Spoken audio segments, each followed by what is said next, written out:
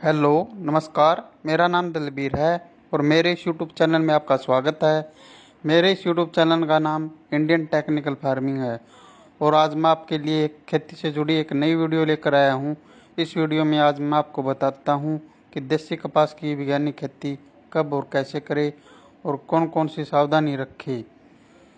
अगर आप देसी कपास की बिजाई करते हो तो बिजाई के समय कौन कौन सी सावधानी रखें जिससे कि बीज अंकुरण 100% तक हो, जिससे कि हमें कम खर्च व कम समय में ज़्यादा से ज़्यादा फसल की पैदावार प्राप्त हो, जिससे कि हमें एक अच्छी इनकम प्राप्त हो। इस वीडियो को अंत तक जरूर देखें ताकि आपको खेती से जुड़ी सभी जानकारी प्राप्त हो। अगर आप चैनल पर नए हो तो वीडियो को लाइक, शेयर व चैनल को सब्सक्राइब जरूर करना ताकि अन्य किसानों को खेती से जुड़ी सभी जानकारी प्राप्त हो और आने वाली वीडियो की नोटिफिकेशन आपको मिलती रही। चलो चलिए वीडियो को स्टार्ट करते हैं। यह देसी कपास की किस्में 15 अप्रैल से शुरू होती है बिजाई। हरियाणा में मुख्यतः कपास के 3 तरह के बीज किसानों की तरफ से प्रयोग किए जाते हैं, जिसमें नरमा बिट्टी कॉटन तथा देसी कपास शामिल है। कपास के सभी बीजों की बिजाई अप्रैल से शुरू हो जाती है, जो पूरे महीने में रहती है। देसी कपास लगाने वाले किसानों को हरियाणा सरकार प्रति एकड़ 3,000 रुपये की वित्तीय मदद देती है। इस मदद को प्राप्त करने के लिए राज्य के ऐसे किसानों को मेरी फसल मेरा ब्यौरा पोर्टल पर रजिस्ट्रेशन कराना होता है। रजिस्ट्रेशन की प्रक्रिया 25 जनवरी से शुरू होती है और 31 मई तक रजिस्ट्रेशन करा सकते हैं। जानकारी के मुताबिक किसानों की तरफ से अनुदान के लिए रजिस्ट्रेशन करवाए जाने के बाद उसका भौतिक सत्यापन होगा, जिसके बाद किसानों को अनुदान राशि जारी की जाएगी। गुलाबी सुंडी बनी है समस्या। कपास हरियाणा में प्रमुख नकदी फसल है, जिससे हरियाणा के किसान थोड़ी नमकीन व कमजोर भूमि में सफलतापूर्वक उगा रहे हैं। धान की तुलना में इसमें लागत कम रहती है, जबकि बाजार में इसका भाव धान से अधिक रहता है। ऐसे में किसान कपास की तरफ अधिक आकर्षित हुए हैं, लेकिन बीते कई वर्षों में उत्तर भारत में होने वाली कपास की फसलों पर गुलाबी सुंडी लग जा रही है, जिसमें कपास की फसल खराब हो जा रही है। जिसको देखते हुए बीते कुछ समय से विशेषज्ञ गुलाबी सुंडी मैनेजमेंट के लिए सही टेक्नोलॉजी अपनाने पर जोर दे रहे हैं। वहीं इसी बीच हरियाणा आज हम बात करते हैं देसी कपास की वैरायटी KR121 की। KR121 variety Shaktivardhak hybrid seeds private limited के द्वारा बनाई गई है। इसका पौधा फैलावदार होता है। इसमें 22 से 23 फलधारक शाखाएं होती है। इसके टिंडे का वजन 2.5 से 3 ग्राम तक होता है। साधारणतः इसमें 3 से 4 ताड़ियां होती है। इसके पकने की अवधि 160 से 175 दिन की होती है। यह कम समय में पकने वाली किस्म है। अधिक जानकारी हेतु आप संपर्क करें 01665 225 563। शक्तिवर्धक हाइब्रिड सीड्स प्राइवेट लिमिटेड, तिलक बाजार, हिसार। KR121 भारत सरकार द्वारा नोटिफाइड किस्म है। इस अखिल भारतीय समन्वित कपास सुधार परियोजना परीक्षणों के अनुसार KR121 ने उत्तरी भारत में AAH1 की तुलना में अधिक तथा हरियाणा में AAH1 से अधिक तथा C1CR2 से अधिक तथा राजस्थान में राज DH9 से भी अधिक पैदावार दी है। यह किस्म उत्तर भारत का जोनल चेक है। कली व फूल बनने से पहले की अवस्था बोक्की में सुंडियां प्रभावी रहती है, जो बोक्की को खाती रहती है, जिनकी ओर किसान का ध्यान ही नहीं जाता है। उस समय देसी कपास में पौधों पर फूल दिखाई नहीं देती है। ये सुंडियां फूल और फलों को खाती रहती है। बाद में किसान का ध्यान इस ओर जाता है। अतः फसल बचाने हेतु ट्रेसर का पहला स्प्रे जुलाई के प्रथम सप्ताह में अवश्य करे। उस समय किसान यह न देखे कि उसमें कोई कीड़ा है या नहीं है। अक्सर किसान यह भी सोचता कि बरसात आएगी तो ही स्प्रे करूँगा। अंततः किसान भाई बरसात आने या पानी लगाने का इंतजार न करे। ट्रेसर के पहले छिड़काव के बाद 70 मिलीमीटर ट्रेसर या 150 ग्राम टाकुमी प्रति एकड़ का स्प्रे 10 से 15 दिन के अंतराल पर दोहराते रहे। पुष्प अवस्था में NPK 19-19 के घोल तथा 50 मिलीलीटर प्लानोफिक्स का प्रति एकड़ छिड़काव अवश्य दोहराए। जब फल या टिंडे बनने आरंभ हो जाए तो उसमें 13-045 के स्प्रे को कम से कम 2 बार दोहराई, जिससे फलों को अधिक खुराक मिल सके। इससे आपकी पैदावार ज्यादा होगी। कृपया ध्यान दें कि किसान भाई दवा का छिड़काव करते समय यह सुनिश्चित कर ले कि टैंक या टंकी से गेहूं की फसल में 2,4-D दवा का प्रयोग नहीं किया गया हो। आज हम बात करते हैं देसी कपास की वैज्ञानिक खेती के बारे में। नंबर 1, देसी कपास की बिजाई के लिए उपयुक्त समय। नंबर 2, खेत का चुनाव। नंबर 3, मिट्टी की जांच। नंबर 4, पानी की जांच। नंबर 5 भूमि। नंबर 6 जलवायु। नंबर 7 खेत की तैयारी। नंबर 8 फसल पद्धति या फसल चक्कर। नंबर 9 बीज का चुनाव, बीज की उन्नत किस्में, बीज का उपचार, बीज की मात्रा। नंबर 10 बिजाई या फसल की बुआई। नंबर 11 फसल की बुआई सिंचित तथा असिंचित क्षेत्रों में। नंबर 12 खरपतवार की रोकथाम। नंबर 13 30 दिन बाद सिंचाई। नंबर 14 30 दिन बाद निराई या गुड़ाई। नंबर 16 60 दिन बाद सिंचाई या फिर वर्षा। नंबर 15 जल का प्रबंधन। नंबर 16 कीट व रोग का प्रबंधन। नंबर 17 स्प्रे इमिडाक्लोप्रिड, मोनो असाटाप। फंगस के लिए कॉपर ऑक्सीक्लोराइड इत्यादि। वह फल फूलों के बढ़वार के लिए टॉनिक का प्रयोग। नंबर 1 प्लानोफिक्स। नंबर 2 कल्टार। नंबर 17 फसल में खाद का उपयोग, फिर चुनाई, फिर भंडारण। ये मुख्य स्टेप है जो देसी कपास की फसल में उपयोग किए जाते हैं। अब हम बात करते हैं देसी कपास की पूरी वैज्ञानिक खेती के बारे में। नंबर 1 उपयुक्त समय। देसी कपास की बिजाई का उपयुक्त समय अप्रैल व मई महीना होता है। बाजार में कपास की बहुत सी वैरायटियाँ उपलब्ध होती है। अप्रैल महीने के बिजाई के लिए हम अगेती वैरायटी व 15 मई के बाद हम देसी कपास के लिए 75 वैरायटी का ही चुनाव करते हैं। नंबर 2 खेत का चुनाव। इसके बाद हम देसी कपास की बिजाई के लिए हम खेत का चुनाव करते हैं। अगर पहले उस खेत में सरसों की बिजाई की थी तो सरसों के फन्नों को रोटावेटर की सहायता से 1-2 बार अच्छी तरह से जुताई कर दे ताकि सरसों के फन्ने अच्छी तरह से मिट्टी में मिल जाए। फिर आप हैरो की सहायता से 1-2 बार अच्छी तरह जुताई कर दे। फिर आप लेजर लेवलर की सहायता से खेत को समतल कर दे ताकि खेत की सिंचाई अच्छी तरीके से हो जाए। अब हम बात करते हैं देसी कपास की खेती के लिए मिट्टी की जांच। सबसे पहले अपने खेत की मिट्टी की जांच करवा ले, जिससे हमें यह पता चल जाता है कि मिट्टी में किन किन पोषक तत्वों की कमी है और खेत की मिट्टी किन किन फसलों के लिए उपयुक्त है और इस मिट्टी में कौन कौन सी फसलें उगाई जा सकती है, जैसे गेहूँ, चना, अरहर, सरसों, राया, बरसीन, गन्ना, आलू, मक्का, बाजरा, कपास इत्यादि। मिट्टी की जांच से हमें यह पता चल जाता है कि इसका पीएच मान कितना है।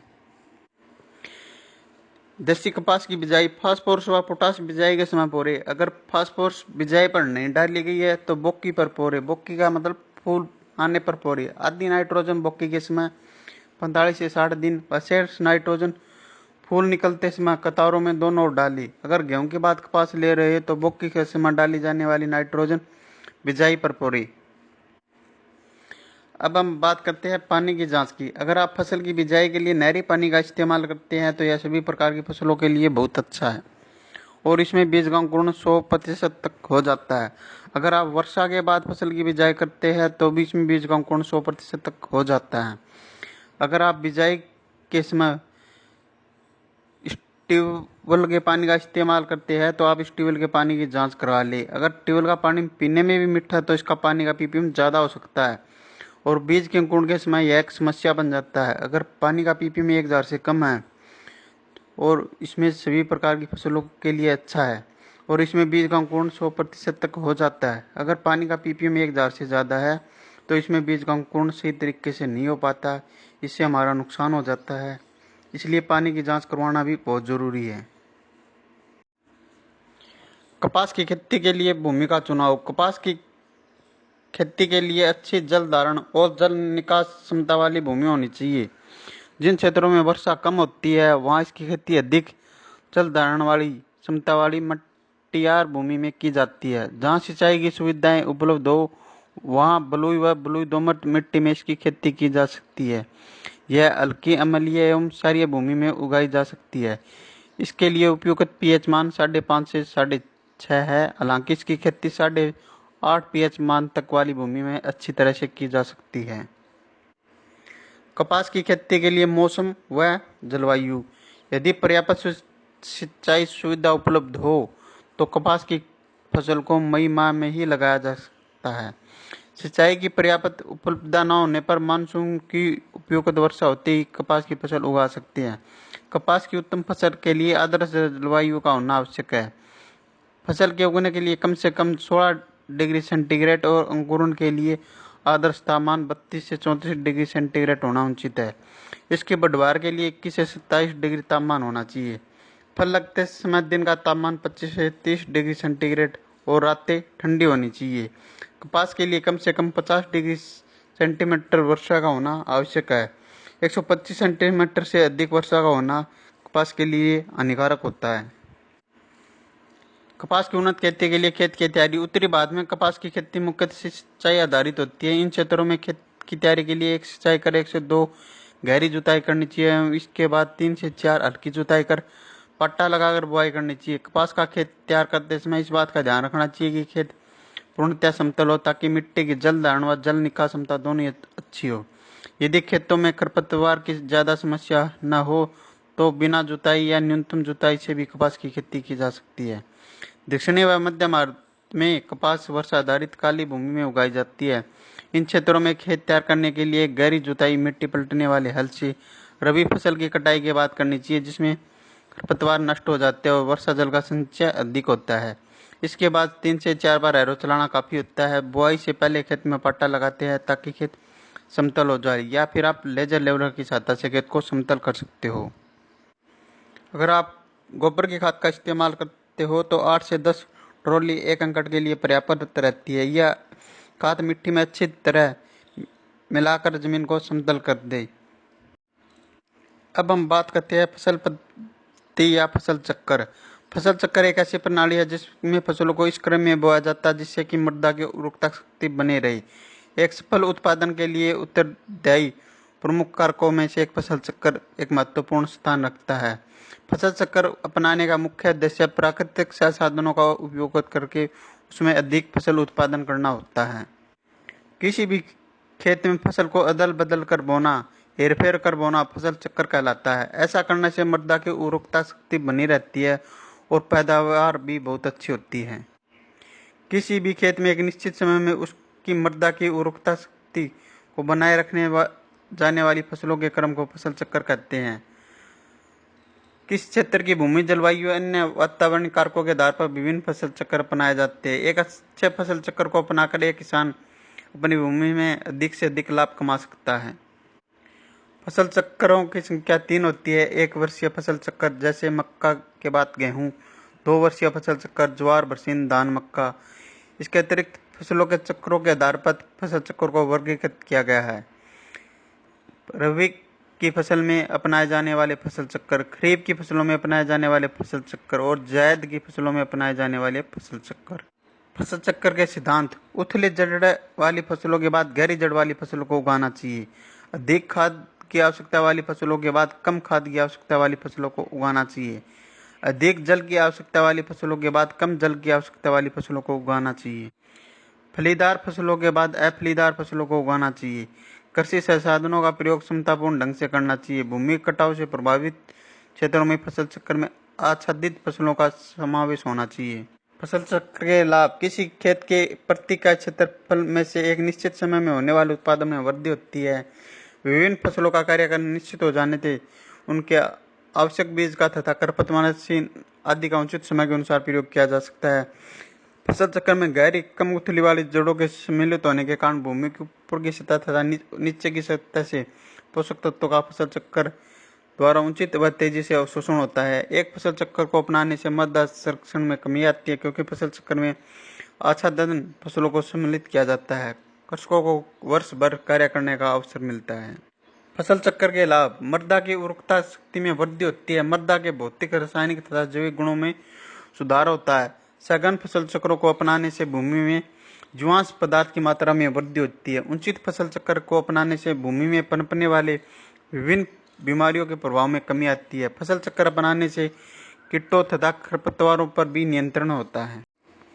अब हम बात करते हैं देसी कपास के लिए बीज का चुनाव, बीज की किस्म या वैरायटी या बीज का उपचार, बीज की मात्रा।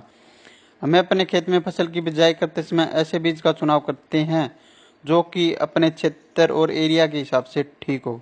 बीज का चुनाव हमें मिट्टी, समय व पानी के अनुसार ही करना होता है क्योंकि दोमट मिट्टी के लिए अलग, रेतीली जमीन के लिए अलग अलग व समय के अनुसार अलग अलग वैरायटी मार्केट में उपलब्ध होती है।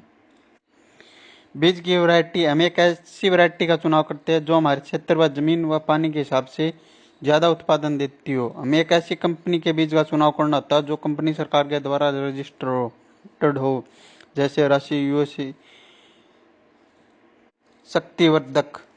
बीज खरीदते समय हमें बीज का पक्का बिल अवश्य लेना चाहिए, जिससे कि बीज के डुप्लीकेट होने के चांस कम होते हैं और एक अच्छा ओरिजिनल बीज हमें एक अच्छा उत्पादन देता है।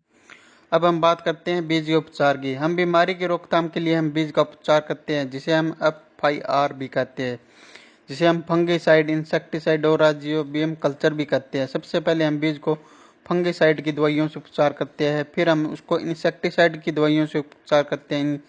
इंसेक्टिसाइड दवाइयों के उपचार का मतलब उसे इंसेक्ट की बीमारियों से रोकथाम के लिए किया जाता है। फिर हम राइजोबियम कल्चर से उपचार करते हैं, जो कि पैदावार बढ़ाने में वृद्धि मदद करता है।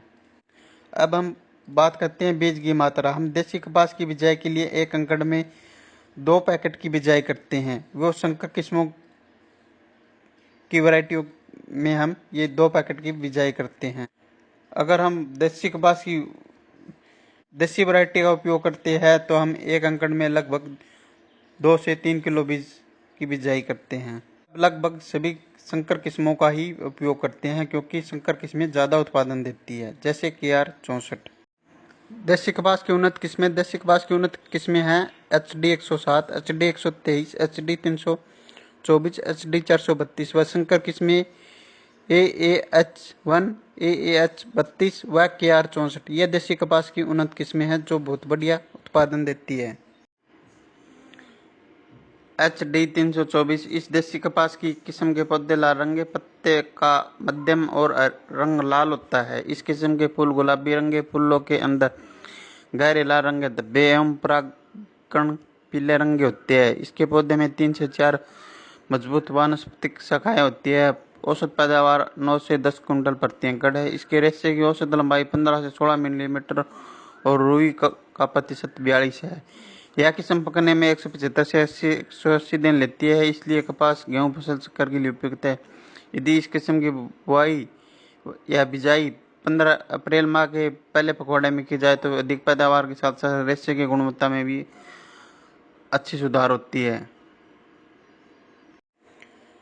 बिजाई या फसल की बुआई।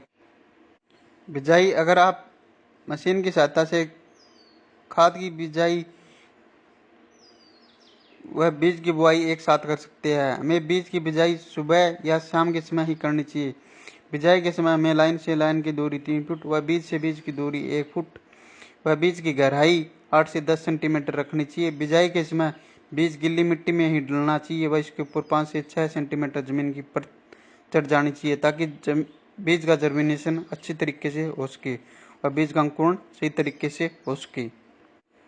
फसल की बुआई सिंचित तथा असिंचित क्षेत्रों में। फसल की बुआई सिंचित क्षेत्रों में नहरी पानी से की जा सकती है व असिंचित क्षेत्रों में वर्षा के आधार पर इसकी बिजाई की जा सकती है। खरपतवार की रोकथाम।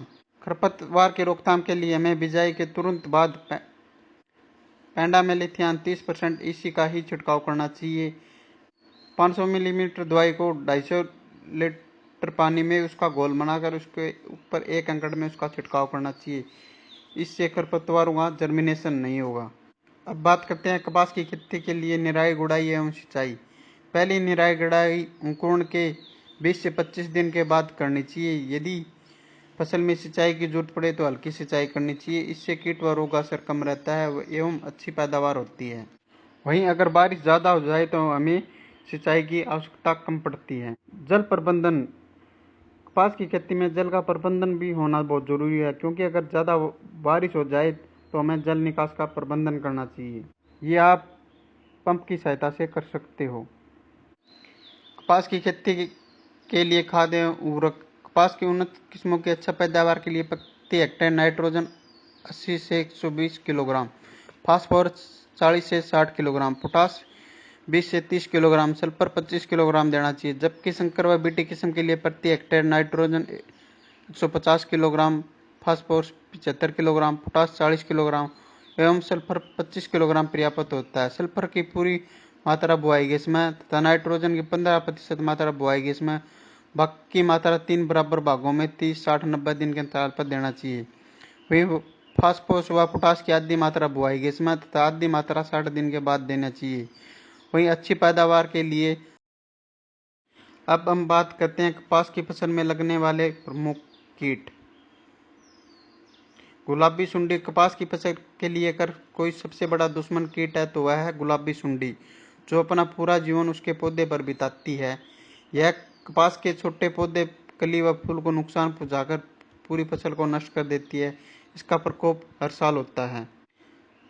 प्रबंधन: इसके नियंत्रण के लिए कोरोमंडल के कीटनाशक फेंडाल 50% ईसी का छिड़काव करें। फेंडाल एक बहुआयामी कीटनाशक है। यह कीड़े पर लंबे समय तक नियंत्रण रखता है। इसके अलावा इसमें तेज तीखी गंध होती है जो वयस्क कीट को अंडा देने से रोकती है। सफेद मक्खी: यह कीट देखने में पीले रंग का होता है, लेकिन इसका शरीर सफेद मोम जैसे पाउडर से ढका होता है। यह पौधे की पत्तियों पर एक चिपचिपा तरल पदार्थ छोड़ता है एवं पत्तियों का रस चूसता है। प्रबंधन: सफेद मक्खी कीट प्रबंधन के लिए कोरोमंडल का फिनियो कीटनाशक का प्रयोग करें। फिनियो में 2 अनोखी कीटनाशकों की जोड़ी है जो 2 विभिन्न कार्यशैलियों से काम कर सकते हैं। इसके अलावा यह पाइटोरानिक प्रभाव से युक्त है, जिसमें कीड़ों का तुरंत और लंबे समय तक समाप्त करने की क्षमता होती है। यह सफेद मक्खी के सभी चरणों जैसे अंडा, निप, वयस्क को एक बार में समाधान उपलब्ध कराता है। इसकी प्रति एकड़ 400 से 500 मिलीमीटर की मात्रा की जरूरत पड़ती है। अब हम बात करते हैं माहू या फिट कीट की। यह बेहद कोमल कीट होता है जो दिखने में मटमैले रोग का होता है।